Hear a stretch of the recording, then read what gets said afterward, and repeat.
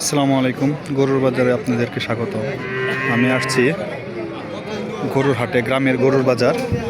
এখানে দেখা যাচ্ছে কি অনেক গরু উঠছে এবং কি বিক্রি হইতেছে এবং কি মোটামুটি দামও হইতেছে। এই দেখেন কত কত গরু, সব ষাঁড় গরু, অধিকাংশই ষাঁড় গরু। এগুলা গরু কিন্তু আপনারা আনা হইতেছে কুরবানির জন্য বিক্রি হইব। কুরবানির মধ্যে বিক্রি হবে এবং কি এখন কিনা নিয়ে কুরবানির সামনে বিক্রি করবে। এই দেখেন এইখানে আরও একটা গরু দেখা যাচ্ছে কি বিক্রি হচ্ছে, যে এই মাত্র এই গরুটা বিক্রি হলো। বড় ভাই, এটা কত হয়েছে? কততে কিনছেন এটা?